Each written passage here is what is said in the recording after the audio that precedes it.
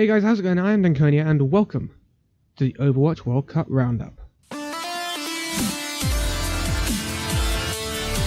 So here we are, the World Cup of 2018 for Overwatch has taken place, and it was rather an interesting one, with some real surprise results. Yeah, some things really went quite weird during this World Cup, but who won it? Let's find out, shall we?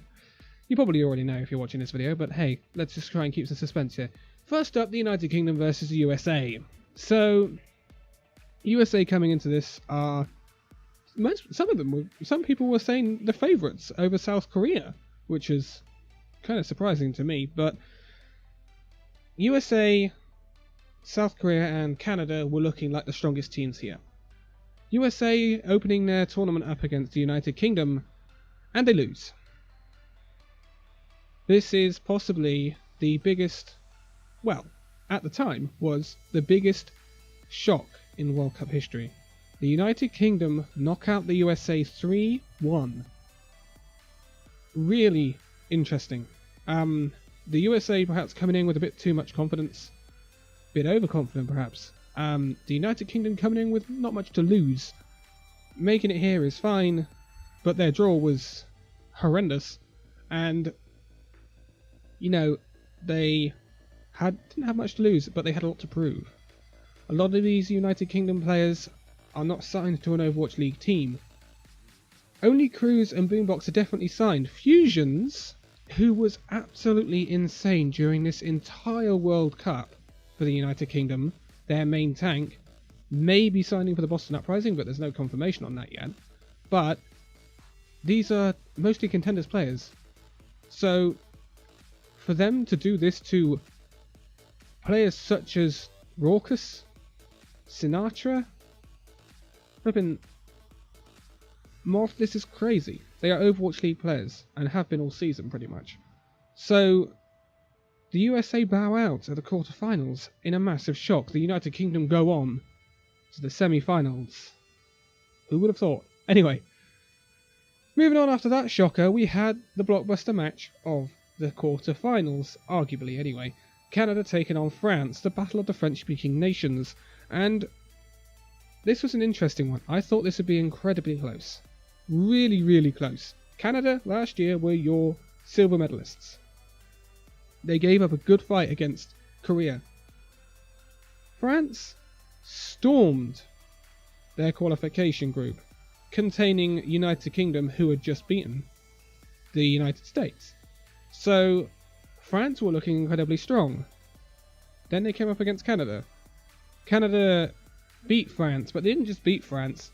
They beat them 3-0. They just kind of swept them aside. Temple of Anubis was a close one. Temple of Anubis was close, but... and to be fair, a lot of the maps were close. But I expected France to at least take a map. I expected this to be a 5-mapper. I said it in the preview video, so that's a real big surprise, and a show that Canada are not to be messed with. Moving on. China taking on Finland. China, relatively unknown entity coming into this World Cup finals, but they did, again, prove very, very good in their qualifiers, containing another qualifier, Australia, and they did, obviously, stop Sweden from coming to this World Cup. Sweden were, I believe, bronze medalists last year. So, China not to be underestimated. Finland, however, a lot of people were hyping up, saying one of the top 4 teams in this competition, perhaps Finland, knowing how to play that 3-3 GOATs comp very, very, very well. Yeah. China beat them 3-0. China were an absolute revelation during this World Cup. And don't know what the Shanghai Dragons did wrong, but this China team was certainly not anything like the Shanghai Dragons. And it's well worth watching some of that play, because Late Young, Gushui, their tanks were phenomenal during this World Cup, and well worth picking up if you're an Overwatch League team. Finland bow out at the first stage. Surprising, We expected Finland to pass through China and take on someone out of Canada or France. It didn't happen. China will face Canada. But then afterwards, we had the holders. Australia taking on South Korea. No, Australia are not the holders. It's South Korea who are the holders, obviously. Sorry, Australia. This was, you know, what did we expect? South Korea knock out Australia 3-0. Australia put up a fight, a valiant fight, but again, Australia couldn't compete with South Korea. South Korea are just flipping crazy. So it would have been the same as last year. South Korea would have taken on the United States if they hadn't bowed out to the United Kingdom. So the United Kingdom got their chance at another big scalp in South Korea in the semi-finals. Now, I was as skeptical as probably the rest of the GB fan base, or the UK fan base, I should say, in saying that, you know, we're probably going to get absolutely ripped apart by South Korea. But then when you think about it, would we?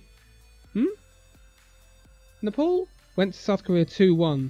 It was closer than expected. Then we had something that is really unprecedented. 2 draws. On Kings Row and Volskaya Industries, they both finished 3-3. United Kingdom were playing so well.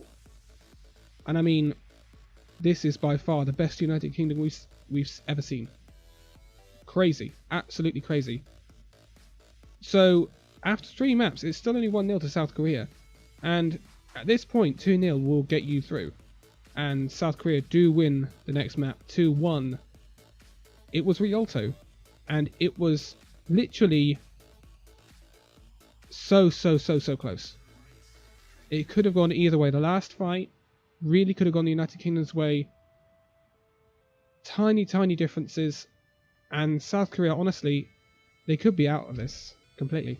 They could have been out at the semi-finals. United Kingdom, all of the fans for the UK team should be absolutely ecstatic and really proud of their team.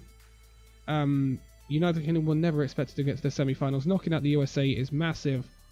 And honestly, if you want, and this is not me being biased, this is honestly full-gone truth, you ask any cast or whatever, you want to watch a match from the Overwatch World Cup, I strongly recommend you go and watch the United Kingdom play in any of their matches, because they do have a third place playoff coming up after this. Because they played phenomenal games, and they were close. Really close. And this South Korea United Kingdom game is well worth a watch. It was a crazy game. Really good. Probably one of the best games I've ever seen at the World Cup. Crazy game. 2 draws. I don't think I've ever seen 2 draws in a competitive Overwatch match. So, well worth a watch. Anyway, China versus Canada was the other semi-final. Canada, with strong hopes of going to the final, taking on South Korea for the 2nd time in a row. And China wanted to upset the apple cart here. That they did. And they did it quite stylishly. Canada got 3-0'd by China. Yeah. The China that had 1 representation in the Overwatch League last year, Shanghai Dragons, that didn't win a game. They went 0-40. And they knock out last year's silver medalists. And Blizzard World was absolutely dominant for China. It was a 3-0 to China just on that map. Honestly crazy, and I'm honestly surprised. I don't quite know what went wrong with Canada, but I hands down had Canada to win that match. I literally thought we were seeing a repeat of last year's final, and I thought Canada might actually beat South Korea. So that was a real surprise. A real big surprise. So we move on to the medaling matches. First of all, we had the bronze playoff. This was the United Kingdom taking on the Canadian side. The United Kingdom again playing out of their flipping minds. They took the first map, and not only that, they took it comprehensively. They did lose Blizzard World, then they won Volskaya Industries, they lost Junkertown, it went to a 5th map, which actually was the first 5th map we'd seen all tournament, and the only 5th map we'd see all tournament. but Canada did win it in the end. Canada get the bronze medal for this year's 2018. What, this year's 2018? The 2018 World Cup. So they now have a silver and a bronze medal. It's not gold. Question is, who will be taking the 2018 gold? Would it be South Korea or China? Unfortunately, this is the worst match in the whole World Cup, in my opinion. 4-0 to South Korea. China couldn't compete. They just couldn't. And it's a shame, because I'm not putting a dampener on China here, right? But it feels like the final for South Korea was the match versus the UK. And I'm not saying that because I'm biased, but it really felt like that. I think if South Korea lose that match, all hell breaks loose. And I think China United Kingdom final would have been interesting, because I don't know whether United Kingdom would have made it look as easy as China would have, as South Korea did. But it was really weird because China stomped everyone else. They stomped Finland, they stomped Canada, and then they got stomped completely by South Korea. And to be quite honest, okay, so that's the end of the fixtures, and now we're going to have a bit of discussion about where Overwatch is in terms of esports, shall we? People said leading into this World Cup that South Korea were getting weaker, that the other teams could beat South Korea. I don't agree with that. I don't think South Korea have got any weaker. I don't know why people would be saying that. I believe that the other teams are catching South Korea. Not South Korea getting weaker to the point that they're being contested by Western teams. South Korea are not improving as much because they are basically the ceiling of Overwatch esports. And now these Western teams are starting to say, hey, let's look at these guys. They're playing OWL, and a lot of these players are now playing up against South Korean players. What can we do to stop them? In no way do I think South Korea have got any worse. If anything, I think South Korea have got better. So now you're saying to me, well, how can you say that when South Korea have just absolutely ripped apart China in the final? I can say that because China are a special case. And the reason China is a special case is because China's Overwatch esports scene before OWL was very, very internalized, right? So most of their teams would play within China, playing against other Chinese teams. There was no diversity within. China basically had its own meta. It was very heavily McCree based. And this is where China, I think, faltered. The other teams didn't really know what to do with them. But South Korea are the best team at adapting. Whatever you want South Korea to play, they can play it. And as soon as China went up against a team that could match them, if not better them, at the comps they were playing, they were out of ideas. They didn't know what to do. So they faltered. And this didn't happen until South Korea. Because South Korea are the only team that can match any team toe to toe with whatever they want to play. They matched the United Kingdom at Goats Comp. But they only narrowly beat the United Kingdom at their own game. So, you know, if you're looking at South Korea's weakness, you're looking at Goats. You're looking at 3-3, you're looking at tank heavy comps. That is perhaps South Korea's weakness. And this, I'll go back round to the fact that I think Western teams are catching them. You look at the previous World Cup. The USA, yes, they lost 3-1 to South Korea, but it was not a stomp of a match. It was closer than it looks. Canada's final last year against South Korea ended 3-1 to South Korea, but it was close. It was not a stomp. Then you look at this year, the next step on, and South Korea played the United Kingdom, and it was even closer. Even closer. Even though it says 2-0, That's 4 maps, so that's 2 draws. Even closer. Now, yes, Australia, I don't want to be mean to Australia.